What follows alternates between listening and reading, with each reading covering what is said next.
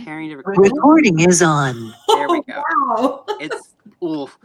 That is intense. All right. Hello, everyone, and welcome to our virtual discussion of Jamie Thomas's Asperfell. We have Jamie with us today, sipping a delicious cocktail. What is in that cocktail, by the way?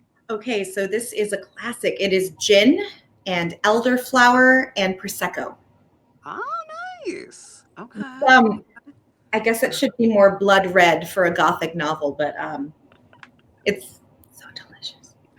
I wish I had one, but I'm at work. Hey, anybody watching though, feel free to go and run and grab. You'll make the book better.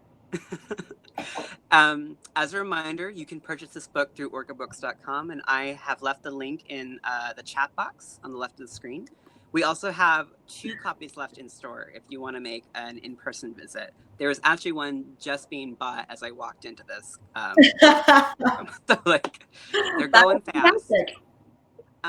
Okay, so Jamie Thomas. Jamie Thomas is a certified language arts teacher in the state of Washington. They hold a master's degree in English education and did her graduate research in the area of gender equality in high school literary curriculum. Jamie is an avid lover of Victorian novels and poetry, Gothic romanticism, and feminist literature, as well as epic female-led fantasy and historical fiction. Jamie aims to smash the patriarchy one novel at a time, creating characters and worlds that inspire, empower, and elevate women.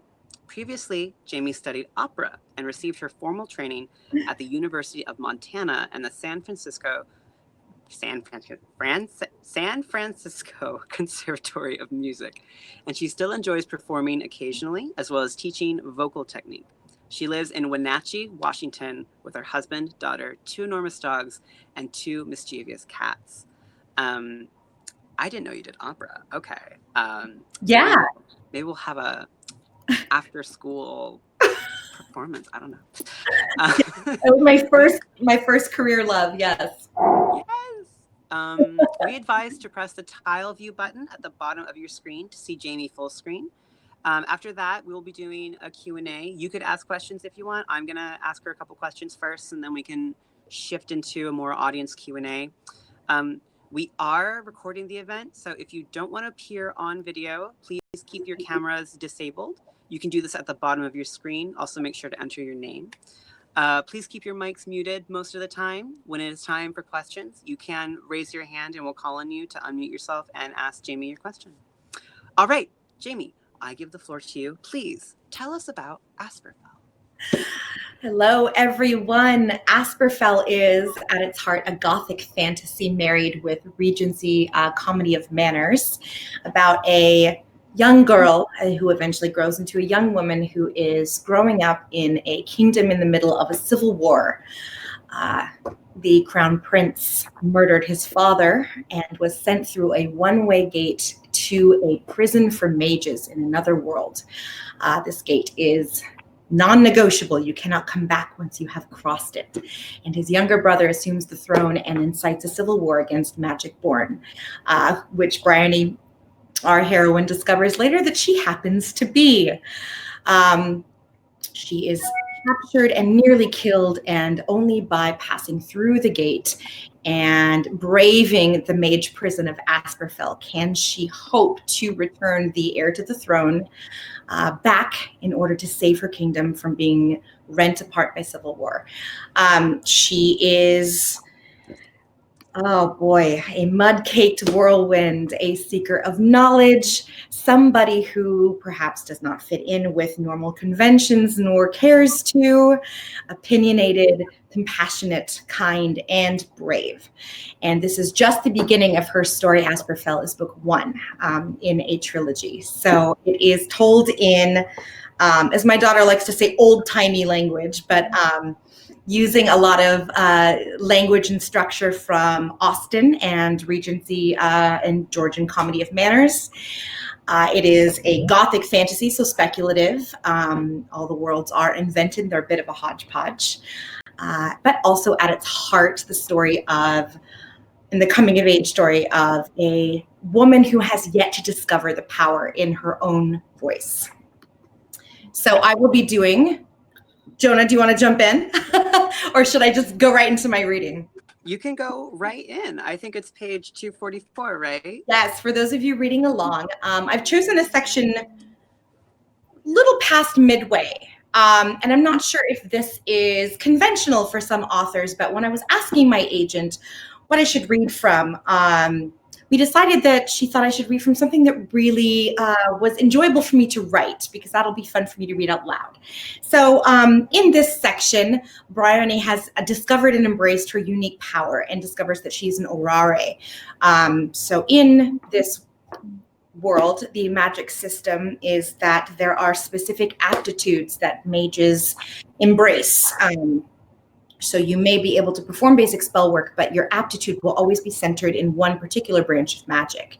And Briony discovers that hers is in communication or speaking magic, so she can speak to and communicate with magic. And so this takes place, this scene, when she is already at Asperfell. She is struggling to learn her magic.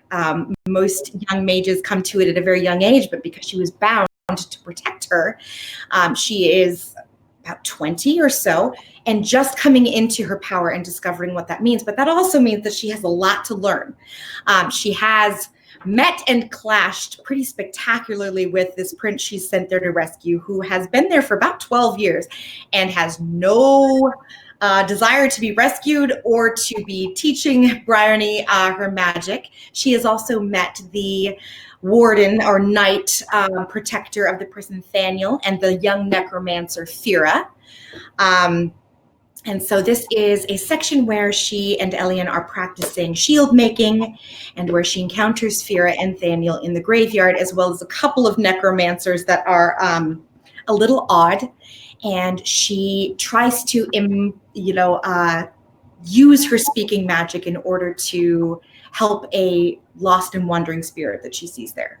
So I hope you enjoy it. This is on page 244. All right. Hold on, guys. I need liquid courage. This is my first reading. So, Okay, here we go.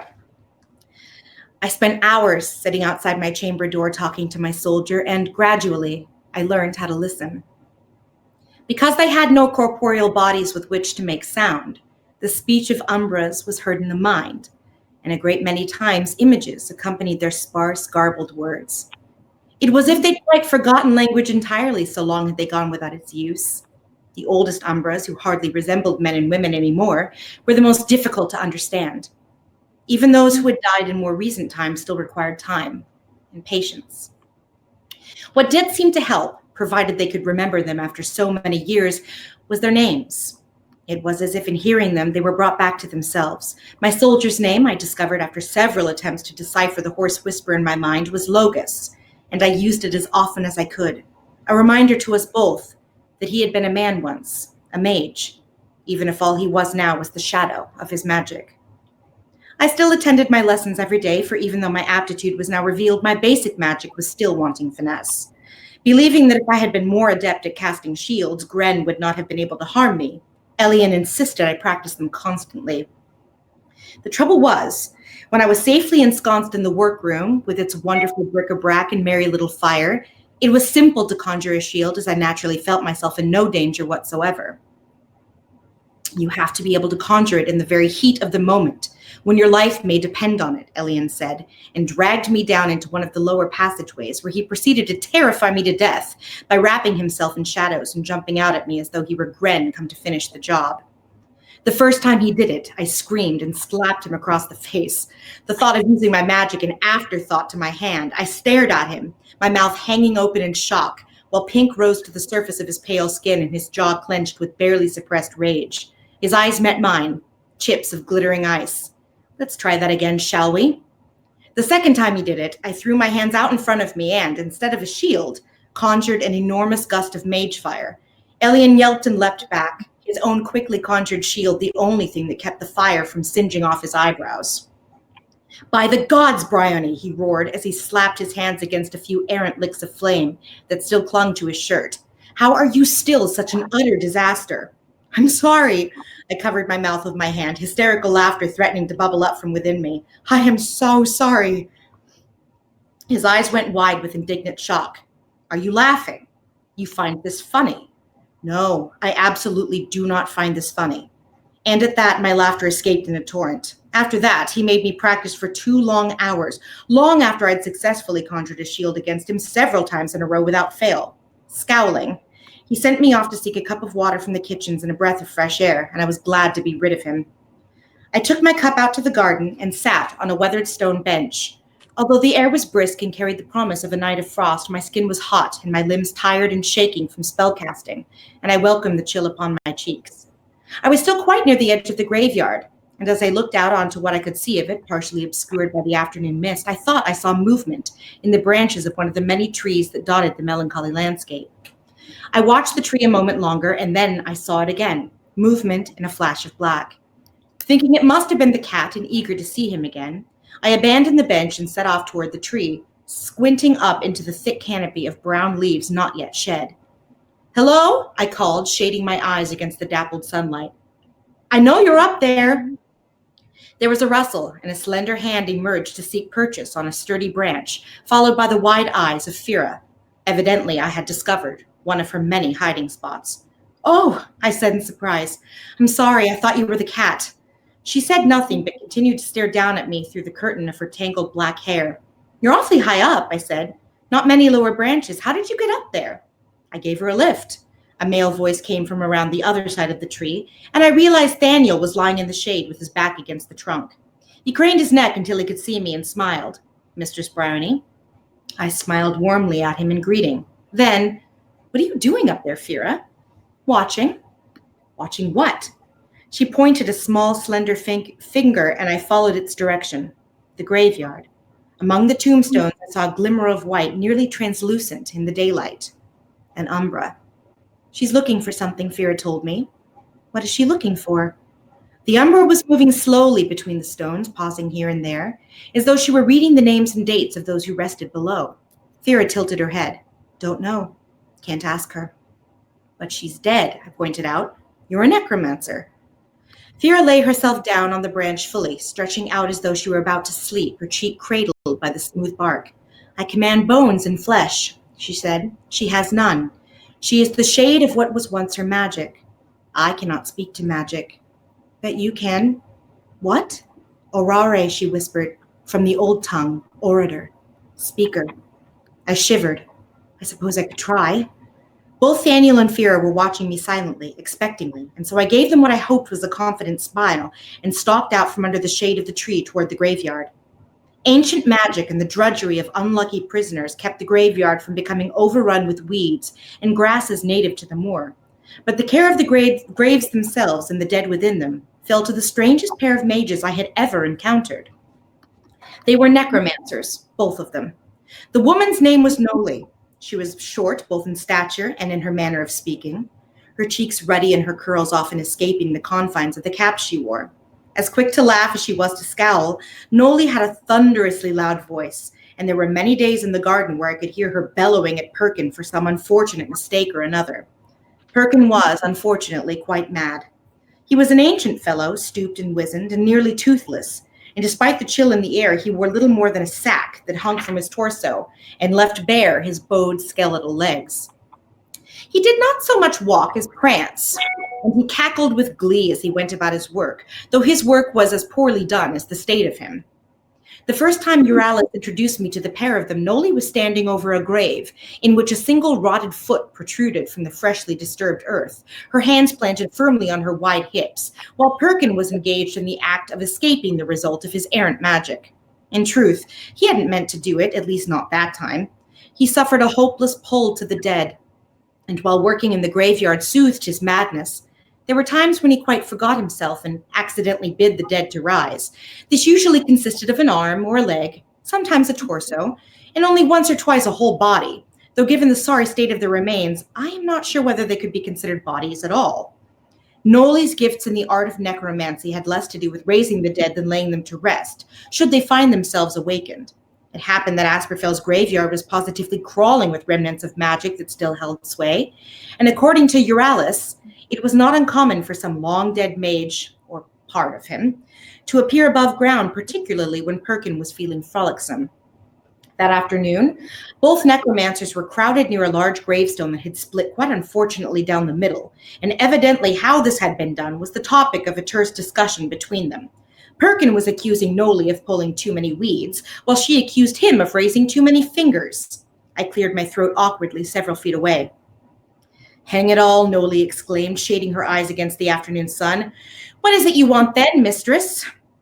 That umbra. I pointed into the direct distance at the pearly shape, moving slowly about.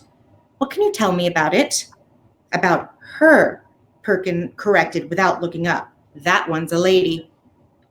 She's been here for ages, said Noli. Long before we two. Besides that, she shrugged. I haven't the slightest. I tried not to allow my disappointment to show. Fira thinks she's seeking something.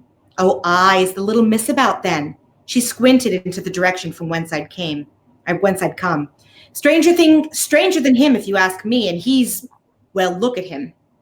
Perkin was, at that moment, tickling the fingers of a hand poking up above the ground with a long stalk of grass and cackling gleefully as they twitched. Perkin, Noli barked, stop tormenting the poor soul and get off with you. He gave the protruding appendage one last tap and darted off amongst the stones, holding the ragged edges of his, well, it was, quite frankly, little more than a sack, in his fists, so high that I caught a quite unfortunate view of his sagging backside. Averting my eyes from the sight, I looked down at the grave at my feet. Is the whole person awake then, down there? Oh, no, just the bits you see, I suspect. That I can take care of, but I'm afraid I cannot help you with the likes of her, unless, of course, you know where her body is. I shook my head, and while Noli began the gruesome task of coaxing the fingertips back beneath the earth where they belonged, I struck out across the graveyard. The umbra was hunched over a weathered stone and lifted her head at my approach. I was not sure I would ever get used to the chill I felt every time I saw the black, fathomless holes that were their eyes. The feeling of melancholy, of hopelessness. I hoped fervently that were umbras capable of understanding the emotions of the living, she did not see my revulsion. Reaching out, I felt a glimmer of the same connection I'd had with my soldier. It was weaker, difficult to grasp, but it was there, like a string pulled taut between us. Hello, I said, and I felt the vibration of the string within my voice. I could not tell if she understood me. She simply stood there, and I felt no response at the other end of the string. My name is Briony, I tried again. What's yours? The silence stretched on between us, and still I could detect nothing to suggest she could understand me at all. Eventually she turned and glided away. Not wanting to face Thaniel and Fira with nothing to report, I followed her as she weaved between the gravestones towards a copse of white-barked trees.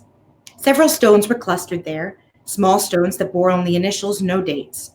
I'd seen enough stones of the same kind in the graveyards of Alluvial to know what they were, the graves of children. The umbra touched the tips of her ghostly fingers to a small statue that bore the initials A.L. I knelt in the dirt by the stone and looked up at the umbra. She said nothing at all, or, if she did, I could not understand her. Then she turned and glided away and did not look back at me. Yay! I was really nervous, y'all. Oh my gosh. I read out all the time to my students. I'm a middle school teacher. For those that don't know, I teach middle school English language arts in Orondo, and I read out loud all the time to my students. But this is different. That was great. Thank you for sharing that bit with us. I really liked that. So now it's time for questions and answers. So I have some questions for you that I would like to know. I guess we're so glad to have you. I'm so glad we have you for this is your first event. And this is the first speculative fiction event we've actually had, and it's my favorite genre. It's just the best. I didn't know that, Jonah. That's great. Yeah, it's just I love it to death. What drew you to the spec fic genre? Oh my goodness. Since I was a kid, fantasy and science fiction and the spec genre and just worlds unlike anything that we know has just drawn me in. I find it fascinating, the idea of creating worlds that are outside what we know, but still incredibly familiar to us. That is the one amazing thing about sci-fi and fantasy, is that I hear so often people don't want to read it because they think it's so outlandish and out in left field. It's made up. It's it's not serious. And it's like, oh, I think if you read fantasy, you would see that it actually has so much of a connection to our lives. It is just being told in this arena where we can speculate how we might respond as human beings in these different situations where we just are outside of our comfort zone. And so it has always really fascinated me, and the sheer craziness that you can go, and it's okay. It's like, okay, I will accept these rules, even if they make no sense. A little bit, you have to suspend disbelief. And I've never been one of those people that's been really fond of anything reality. So reality shows, don't get me started on those, or even things like CSI. Guys, I see enough of this in the paper. I don't need to be stressed out by that. So the escapism is also really, really nice. But I think you'll find at the end of the day that you don't really escape as much as you thought you did, because even in science fiction and fantasy, the core nature of humanity is still there. We're just able to explore it in this different way. I hear that a lot with people who don't like horror either. But it's great because that's a safe place to explore these really dark and twisted and strange feelings that we as humans might experience, but not in our real world. We want to experience it in this really safe place. So I feel like this is a great way to journey to all these crazy worlds and these ideas, but still maintain this root of humanity. Oh my gosh, spoken like a true English teacher. I know, I'm sorry guys. Oh my goodness, that's hilarious. I get that a lot. Just like, you sound like you're lecturing. I think that's true though. I get up here and I'm like, how can I convince people this is the best genre in the world? Like, no, that's a great sell, honestly. I've loved it since I was a kid. It's just, who doesn't? I don't know. I'm trying to remember my first, Patricia C. Reed, she wrote this series when I was in like 3rd or 4th grade called Dealing with Dragons. Ooh. And it was about this princess who runs away and lives in this cave with a dragon because she doesn't want to get married to a prince, and has all these amazing adventures. I loved it so much that my mom would not let me have a flashlight to read under the covers at night because she saw what I was doing. So this is how lame I am. I recorded myself reading it, the whole thing, and then I would lay in bed and listen to it, my own recording of it, so that I could get away with reading it. And I think that turned me on. Mary Downing Hahn, who wrote Wait Till Helen Comes. I think when I was in 5th grade, that was my first obsession with hauntings and ghost stories. And I begged my teacher, said, look, you're a great reader, but I think you should let me do the out loud reading to the class.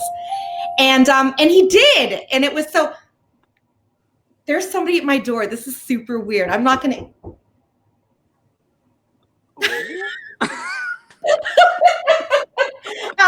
Hang on just a really quick second. Oh my gosh. I can't believe she did her own audiobook. I'm really sorry, guys. It's my mom. Oh. How many author events do you have where this happens? Anyway, so I have always loved this genre, and not just fantasy, but ghosts and science fiction as well. So it took root in me in a young age. I hope all of you enjoy it as well. That was great. And my mom that was great. It's the best endorsement I've ever heard of. Thank you. I love that. Okay, so this isn't just spec fic though. It's like specialized speculative fiction. Yes. So it's what led you to set this in a more Georgian setting? Gregori? I don't know how to say that. Yeah. It's actually set in a hodgepodge of different things. So and believe it or not, the language I had decided to use didn't really come into play until I started writing. So strange, because you would think, okay, I'm going to tell this in this very Georgian Austen-esque style. Now let's go. But that happened when I first sat down to start writing with Briony's voice. But I am a lover of Jane Austen. I love Jane Austen. Oh, yeah. You will see a lot of influence in this book, not just with the language, but with tropes. I even sprinkle in, and I'm not going to tell you guys because hopefully you caught it yourself, but there's a few direct homages to Emma, to Pride and Prejudice in there, and so to Northanger Abbey, which was like the original Gothic parody. And so I just I don't know. Tiralaen is a bit of a hodgepodge, but I really fell in love when I first started reading Austen with the language, because it is really beautiful and it flows, and we don't speak like that anymore. And I a little bit miss that. I wish we do. Like, obviously, as a literature teacher, I understand the progression of just English being a living language and constantly changing, but it just felt right for the task. And I really enjoyed writing in that language. I don't know that I'll ever write other books with this as sort of the writing style, but it just seemed to fit the tone of the task. What were some of the challenges of writing in this language, in this type of diction and dialogue? Well, sure. Making sure that I didn't mistakenly have any modern English in there, in terms of because that can really take you out of a book where you have the language being done in an old-fashioned style, and then all of a sudden they slip a word or a slang or something in there that, okay, well, that wouldn't have been said back then, or that wouldn't have been that casual. And sometimes you really, really want to do that, because we have developed such wonderfully short ways of saying things now, especially in our cursing. But so I would have to go back, and I actually was talking to my husband the other day, and he said, would this word have been said there? And we actually did some research into the etymology of this word and been like, no, I really don't think it would have been in there and said in that way. And so it does take a little bit of being aware constantly. And my publisher, Ray, who's also my editor, is very, very skilled with this type of language and diction. And so he actually helped a lot with just, are you sure this is how that would be phrased? Or, because not all of it has to do with the vocabulary, but how the sentences are structured.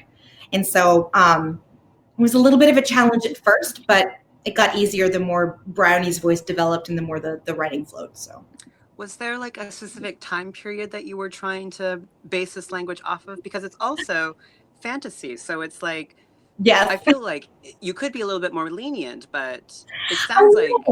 No, it's true. And somebody asked me if I ever do that. And sometimes it's like, you know what? I'm just going to do this because I can, because it's fantasy and I can do this, because I created this world.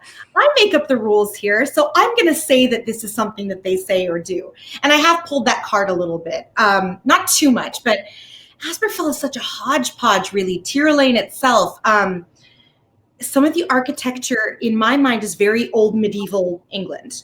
Like Asperfell itself being this old Gothic, just towering, but the societal structure and the manners and the, not necessarily the politics, but just the interactions between the social classes and the expectations, those are very, very Austen, very Regency.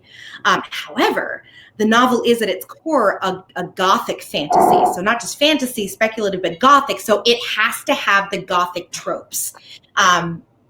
Studying Gothic romanticism and Gothic literature, you get really used to the way that they play with tropes, but you have to have a certain number of them to really be considered Gothic. And so it's a bit of a hodgepodge between speculative fantasy and traditional like high fantasy with that old, very medieval, very, feel a little bit.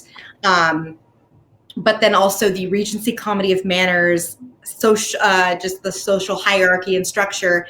And then you've got the Gothic element mixed in there too. So it really is just, I love all these things, and I'm going to take parts of all of them and make this thing that I love and pay homage to all these things that have been a huge influence on me as a reader and writer. I mean, that does sound like a really great cocktail, pun intended. No, it is really good. Okay, we have one question from J.R.H. Lawless, which has to do kind of with the language. Matt, are you here? Space lawyer, I see you. So here's the question. The question is, how did you cope with the choice between British English and American English for the spelling in Asperfell?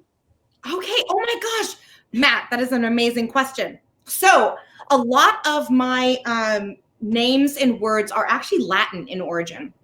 A lot of them. But I also have a lot of Old English in there too. So Asperfell comes from asper in Latin, meaning harsh, and the Old English phelan, meaning to cast down. And so that's kind of where I came up with that word. But you'll have other terms in there, like like the term letha, which is the the alcoholic spirit that is drunk there, comes from the old Latin for forgetful, or to forget, or to wish to forget. You have Moria, you have the memory, old god, the servant of the old god, and that comes from memory directly with Moria. But so I did a lot of old Latin and old English when I was naming things. And then you have some things that are completely arbitrary just because I like the way it sounds. So some of it you can trace back to, like Briony and her name.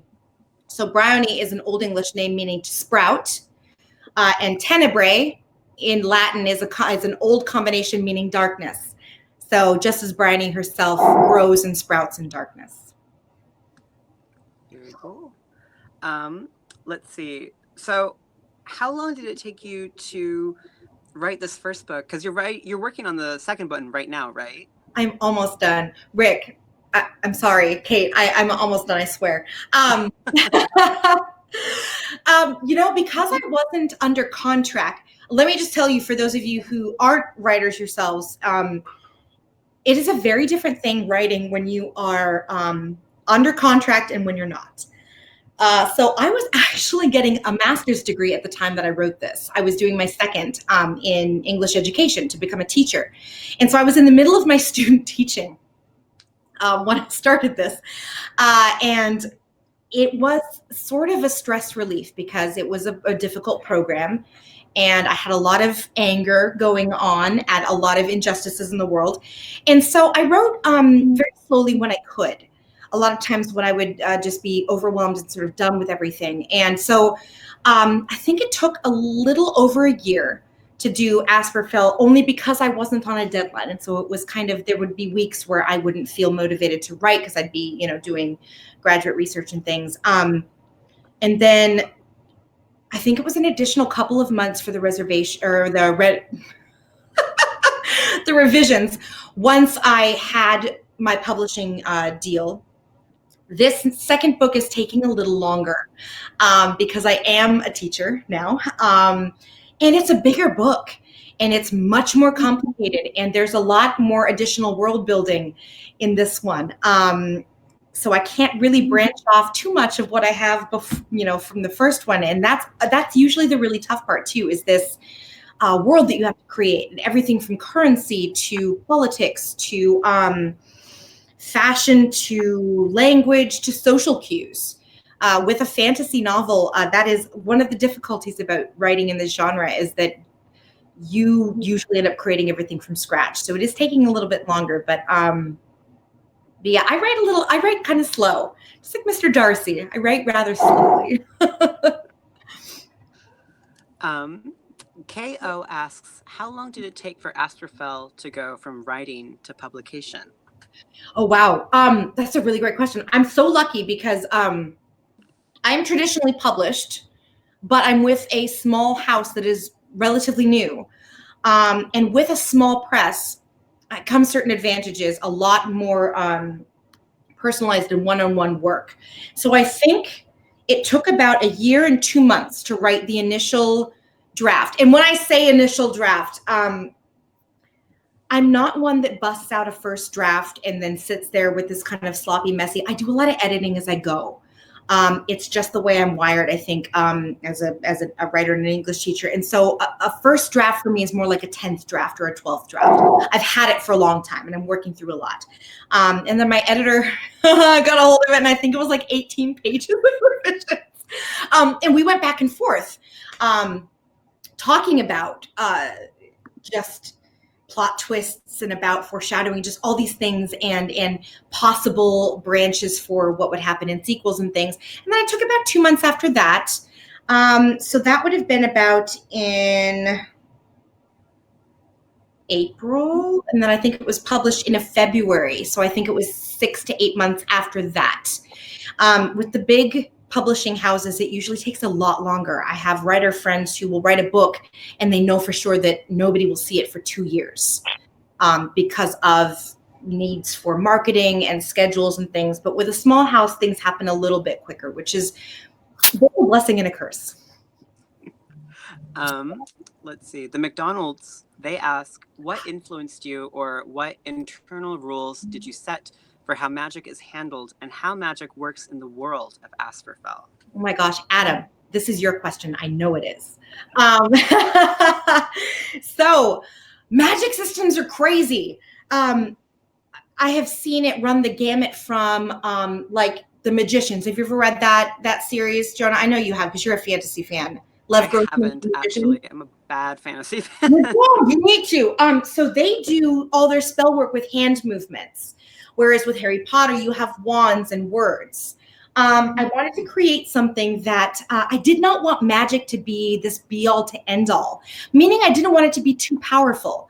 I really don't love it when magic is so big and so epic in these books that you lose track of the little ways in which it can be done.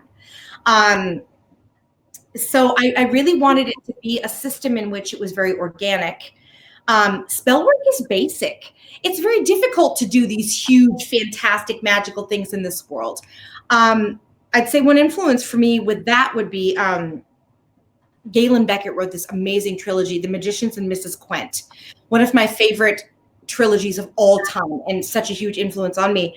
And one thing I loved was that even less than Asperfell, magic isn't treated as this thing that is moving mountains all the time. Usually it's much smaller. And so with Asperfell, the idea for aptitudes really came in early on because I wanted magicians or mages in this world to, yes, have basic spell work, but it is this this thing that's deeply rooted in them that is really the specialty magic that they're very good at.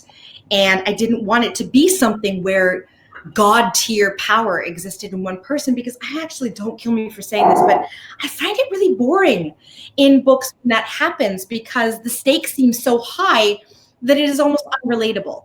And I'm not naming names, but so I really liked the idea of there being these classifications for mages and then these aptitudes that fall within them, so that I could really focus on how that is for certain people. And that's been really fun to look at creating these aptitudes and but just how basic things are. Briony struggles a lot with even basic things like mending, or with locking and unlocking, or with basic levitation. So it isn't like she's performing these huge, and she's also kind of new to the game too, but obviously there are mages with awesome power. And I'm not sure how much I can say, because I'm sitting here going, who's read everything, so that I don't want to spoil things. But obviously in the case of some of the higher, just more complex aptitudes like siphoning, like Prince Elian's aptitude, or blood magic, can be extremely crazy and powerful. But there's also very basic things like hearth magic, which I know often gets a little bit overlooked, or natural magic. And that comes into play a lot with Arlo, especially in book 2.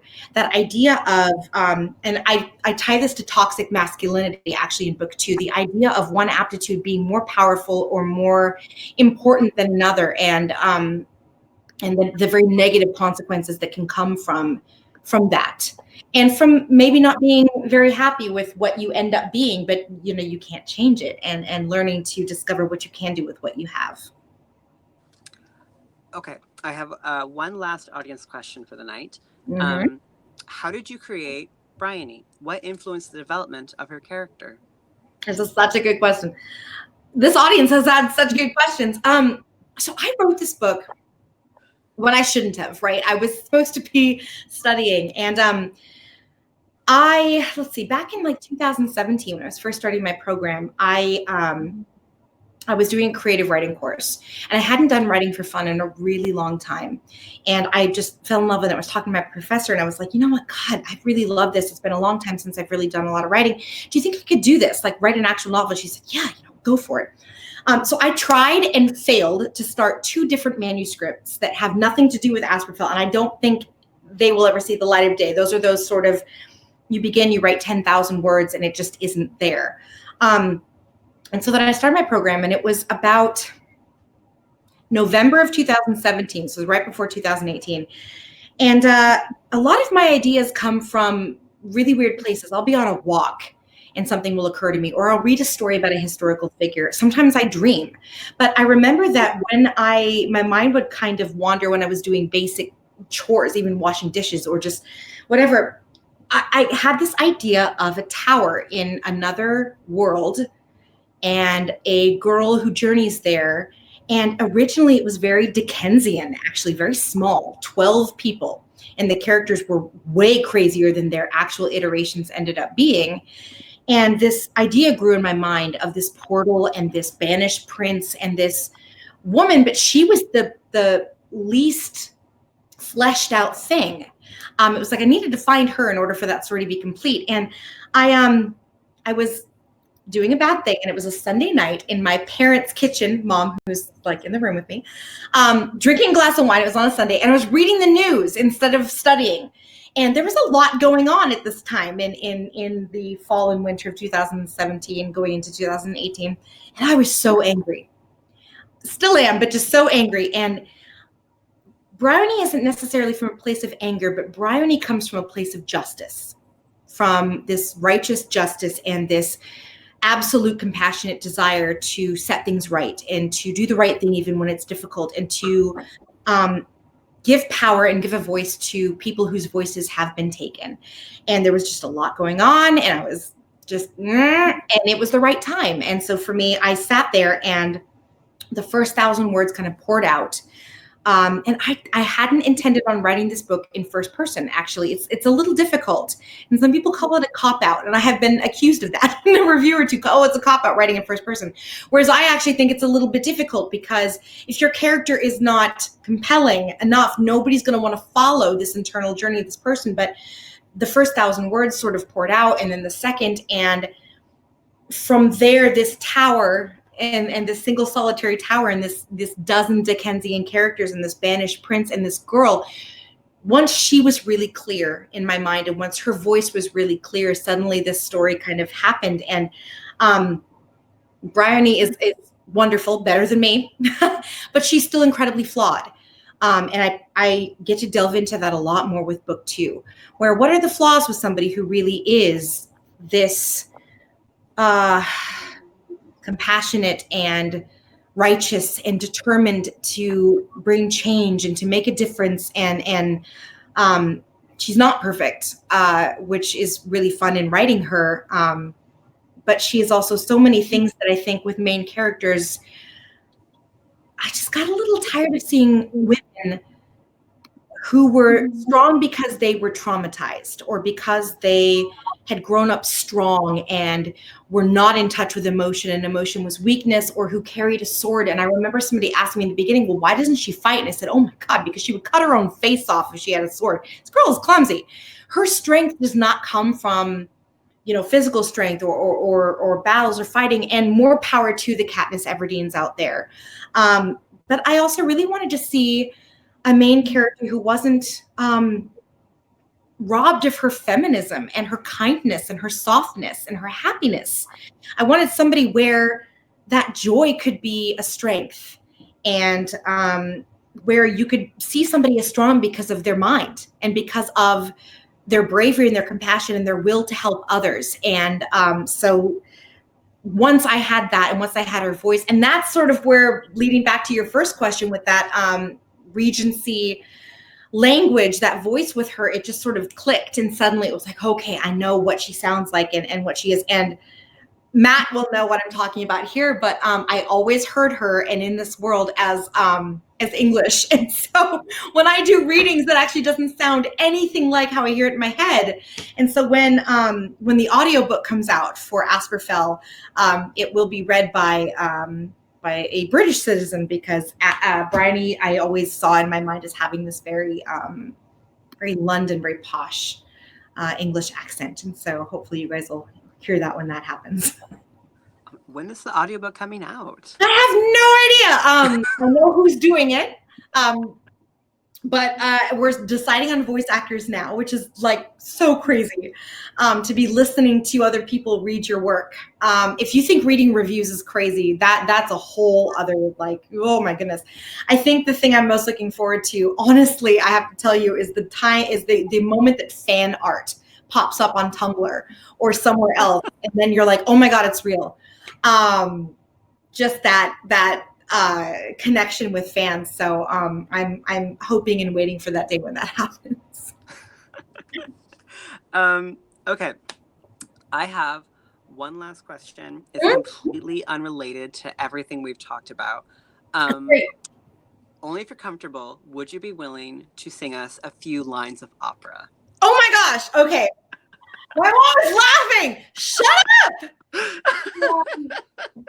Oh my gosh. I don't even know what I'd sing. Oh my gosh.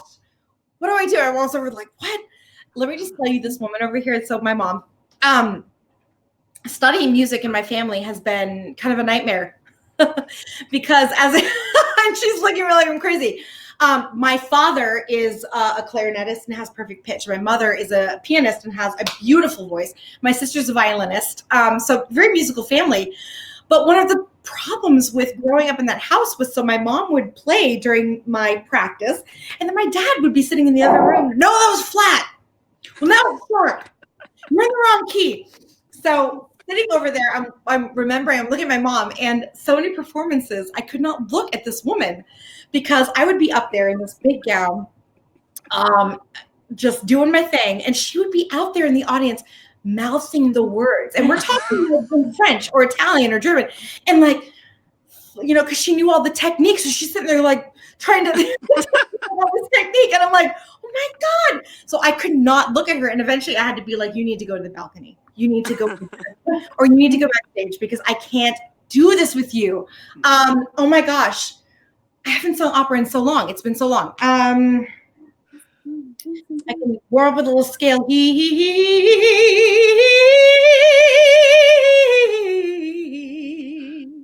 Okay. Let's go with a little girl. Let's go with Je peux vivre non sous rêve qui m'en livre ce jour encore doux. Okay, this might be the weirdest interview yet. I haven't sung in years. It's been a really long time. That was a great question. Thank you for making me do it. My mom was so fun. Okay. Jamie, it has been such a pleasure. I'm so glad we had this little event. Thank you so much for joining us. Now all of your writers are going to be like, do I have to sing? You know what? They're going to have to do something. It's going to be like a variety show now. You have to do reading and you have to do a talent. You have to do a talent. Oh my gosh, you should totally do that. And they have to, you know, do this. Yes. This has been so much fun. For those of you who don't know, all of my events when I first published Asperfell were canceled because of the pandemic. So this is actually my first author event. So for those of you who joined us, oh my goodness, I cannot thank you enough. And I cannot thank Jonah enough and Orca Books. And please, please, please, if you're buying gifts for the holidays, books are the best gift ever, first of all, to give, especially fantasy. Let's just get that out there. But please support your local small bookstores. Jonah, do you guys do online ordering? We do online ordering. So you can get this from orcabooks.com. You just have to search Asperfell. I know we have 2 copies left in store if you're an Olympian and you're watching. But yeah, please get the book. It's amazing. We gotta support local authors. Yes, but local businesses too, guys. Please shop local. Any books you need, buy them from Orca. I'm sure Jonah can help you out. I can. I just put that on the spot. This was so great, so fun. I want to do this all the time. I only hope that your next one is just as fun because this was so fun. Oh my God. Well, I'm gonna have to do like a different talent next time. Like maybe I'll make my husband, he plays guitar, so we can come out here and you know, serenade with that. So this was so great. Thank you so much. Thank you. Oh my gosh. Okay, stop recording.